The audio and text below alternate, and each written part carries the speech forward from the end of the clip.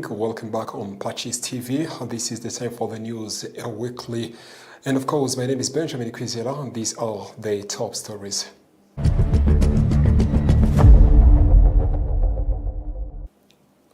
Rwanda's Minister of Foreign Affairs and International Cooperation, Ambassador Olivier Jean-Patrick Nduhungirehe, held discussions with his Benin counterpart, Corinne Amori-Burnett, focusing on ways to deepen cooperation between the two countries. Students of Collège Sainte-Marie-Laine Kabgayi say that the pilgrimage they made to Kibeho helped them to gain a deeper understanding of the operations that took place in Kibeho.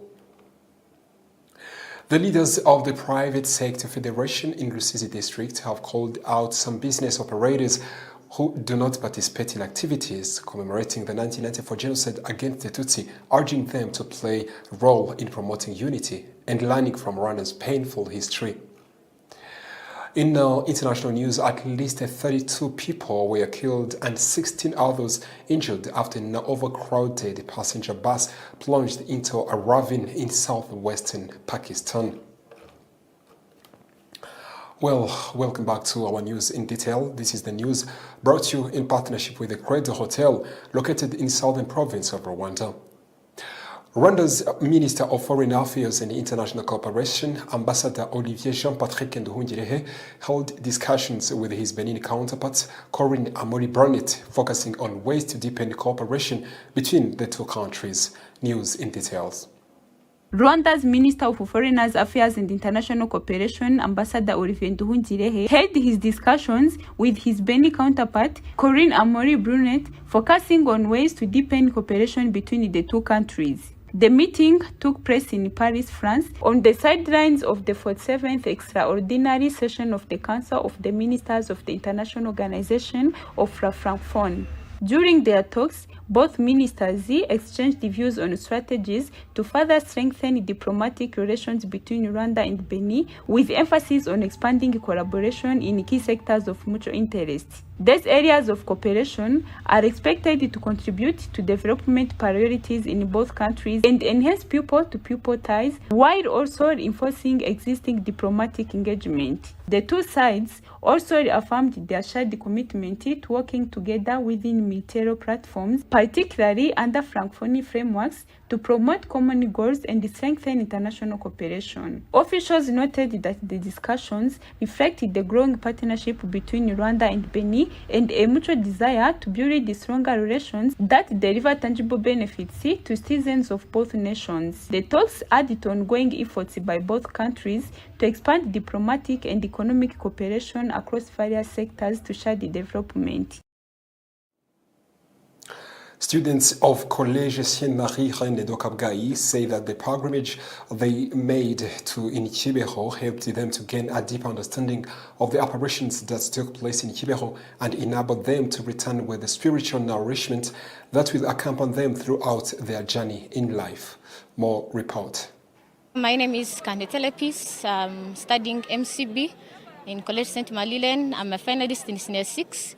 We came here in a trip in Kibeho, Senior 3 candidates and Senior 6 candidates, and among the package got here is praying, because most people say that praying is the key, and they say God first in everything that we do.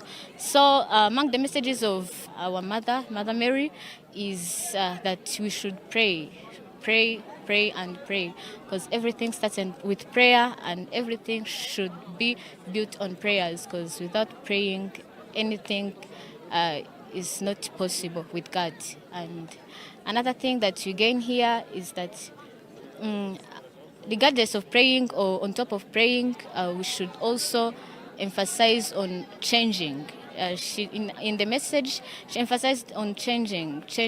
We have to learn to love each other, care for each other, pray God, love God, trust God in everything that we do. Trust of God is necessary in whatever we do. Actually, most of us here are taking blessed water, I can say.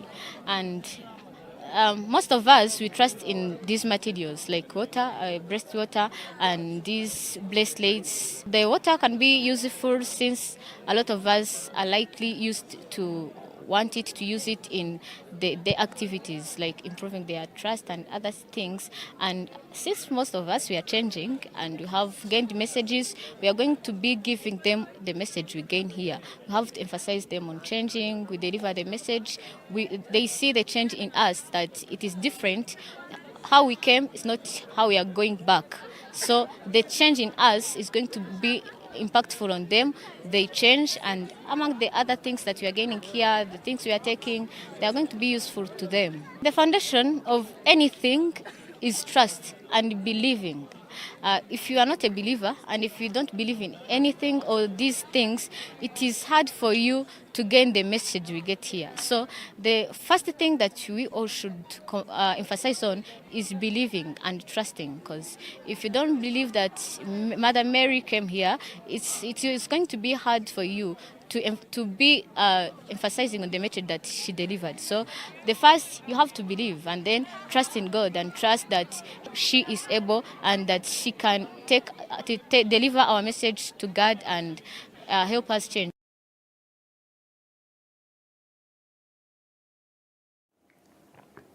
The leaders of the private sector federation in Rusizi district have called out some business operators who do not participate in activities of commemorating the 1994 genocide against the Tutsi, urging them to play a role in promoting unity and learning from Rwanda's painful history. More report. The call was made during a commemoration event held this Sunday in Rusizi district, honoring traders and other members of the private sector who were killed during 1994 genocide against Tutsi. During discussion on history, speakers highlighted the role played by some business figures in the genocide, citing examples such as Felician Kabuga and others who contributed to the atrocities. Testimonies also revealed the brutality of the killings, including accounts of victims who were murdered in horrific ways in areas such as Gatare within the district. Survivor Francois Niyibizi, who gave a testimony, expressed gratitude for the country's progress in rebuilding and reconciliation.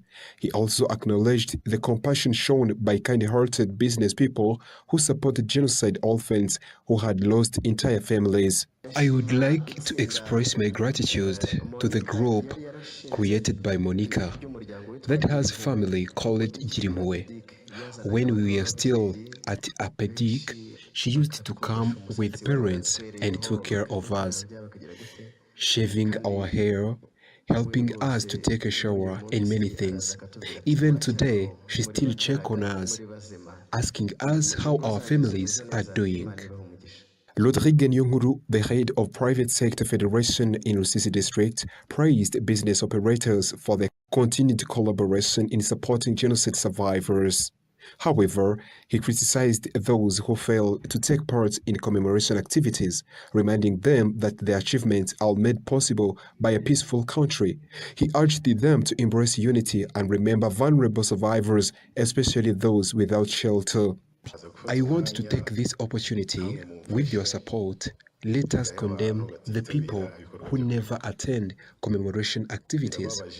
It is absolutely sad that out of all 100 days, there is a person out there who can never take 1 hour or 2 hours to join others in commemoration activities. Rusizi District Vice Mayor in charge of Economic Development, Alfred Habimana, commended the former RPA forces and country's leadership for restoring hope after the genocide.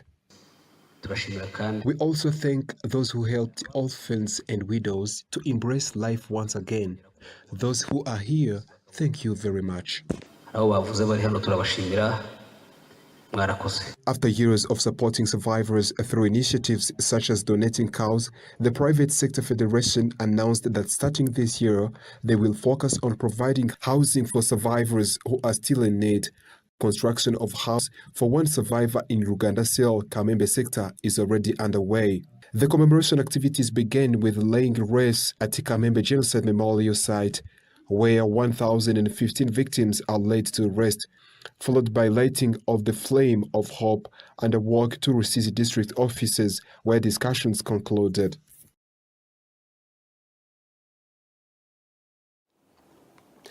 More than 150 representatives of Rwanda Mining Association, specifically in Kigali, gathered at Kigali Genocide Memorial Site to take a part in commemoration ceremony that took place to Kigali Memorial Site.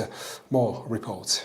The event carried a strong message directed toward the youth who make up a significant portion of Rwanda's mining workforce. According to association leaders, nearly 100,000 young people are currently employed in mining activities across the country. Many of them were born after 1994 and did not experience the genocide. Underscoring the importance of strengthening their understanding of national history and promoting the values of unity, reconciliation, and peace, the president of the Rwanda Mining Association, Innocent Kajenga, emphasized that young people represent the future of the sector. He noted that the need of raise the awareness about the consequences of hatred, discrimination, and genocide ideology in order to safeguard the progress of the country has achieved. During their visit, participants toured the various exhibition halls for the memorial before laying wreaths at the mass graves, where more than 250,000 victims are laid to rest. Sector leaders also highlighted that the mining industry, which was severely affected by the genocide against the Tutsi, has been rebuilt through peace, security, and national reconstruction efforts undertaken after 1994 genocide. Today, it stands as one of the country's leading export sectors and makes a significant contribution to the national economy. The ceremony was also marked by the testimony of Emerance Gatesi, a survivor of the genocide against the Tutsi. She recounted the persecution endured by her family during the 100 days of the genocide and paid tribute to the role played by Inkotanyi in their rescue. She further explained that after the war, support from Genocide Survivors Assistance Fund (FARG) enabled her to continue her education, become an entrepreneur, and rebuild her life. Her testimony served as a powerful reminder of the importance of preserving memory, passing on history to younger generations, and continuing effort toward national unity and reconciliation. Some parents with their children studying at Azaza Primary School in Muhanga District are calling on fellow parents not to neglect schools, but instead to actively participate in their children's education to support their academic success. More report. Parents from Ahazaza Independent School, located in Nyamabuye sector in Muhanga town, say that the child's education should not be left entirely to schools. They emphasize that parents have a crucial role to play in supporting their children's learning and development. They stress that collaboration between parents and schools is essential in ensuring that children succeed academically and grow into responsible individuals. Even though we bring our children to school, we as parents, we must play a huge role for the sake of our children's success. At school, every success begins from home. The message that I want to give to the parents who does not take children upbringing seriously is that he or she is destroying country's future, because that child will be involved in bad acts in future. Meanwhile, Hategekimana Jean-Baptiste, one of the leaders of Ahazaza Foundation, the organization that established Ahazaza Independent School, says the institution is committed to providing quality education aimed at preparing students for international studies. Ahazaza Independent School provides quality education in 3 languages: Kinyarwanda, English, and French. Ahazaza Independent School achievement is not measured on list of winners. It is shown by confidence of the children, upholding Rwandan culture, speaking Kinyarwanda, English, and French fluently. On the other hand, the Southern Province Education Secretary, Christophe, also calls on parents to take a greater responsibility in both the upbringing and education for their children.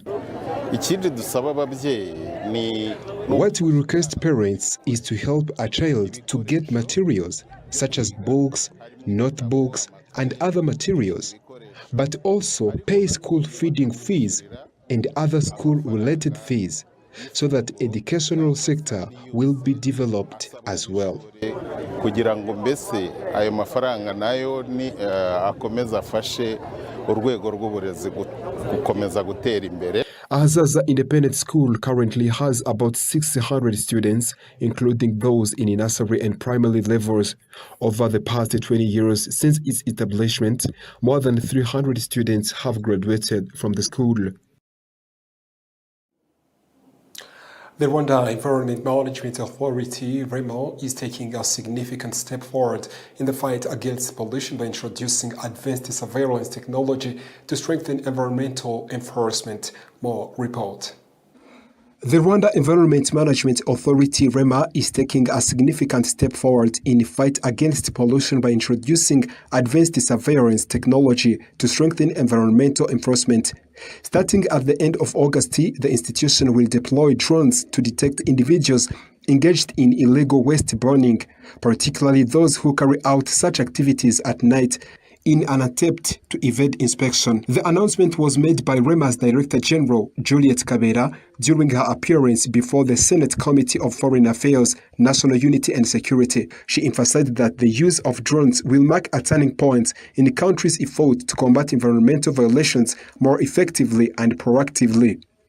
According to Kabera, the drones will not only help to identify illegal open burning of general waste, but will also play a critical role in detecting the clandestine installation of hazardous materials. This technological innovation is also expected to address the current shortage of environmental inspectors. At present, REMA has only 13 specialized inspectors responsible for overseeing environmental compliance across the entire country, a limitation that has posed challenges in ensuring consistent monitoring. The introduction of drones will significantly expand surveillance capacity and improve response efficiency.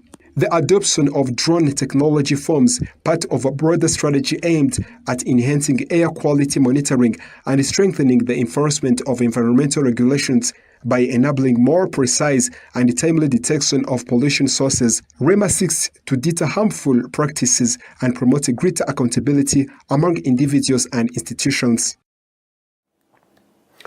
Well, that's all in local stories. After a short break, we are coming back with our international news.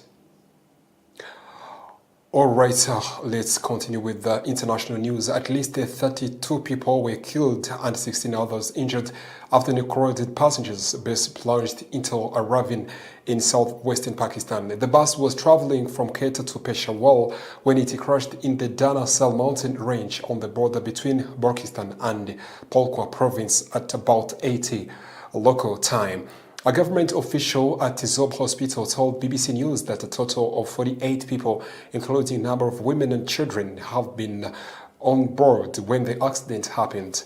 The cause of the crash is under investigation, but preliminary reports suggest a steering fault may have led the driver to lose control before skidding off the mountain range. Photographs from the scene showed the badly damaged bus following its plunge to bottom of the ravine. Officials confirmed the injured were taken to the district headquarters hospital in Zob, about 68 kilometers, 42 miles from the crash site. Well, and that story takes us to an end of our English weekly news. But before we close, let's go back to the top stories.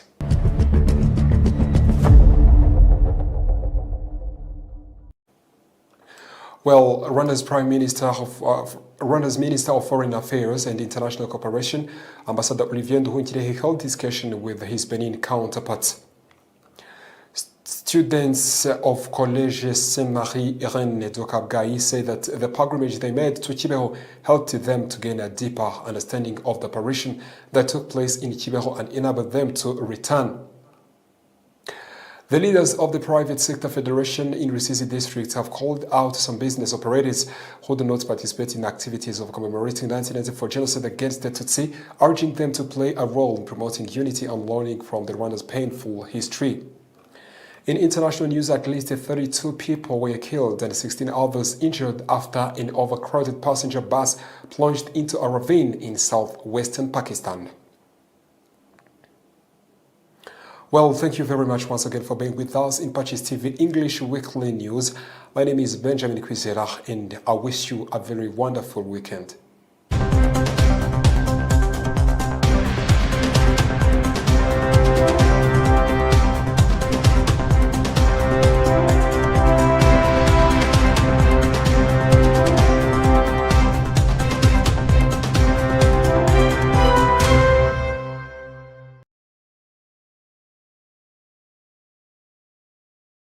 PACIS TV, the number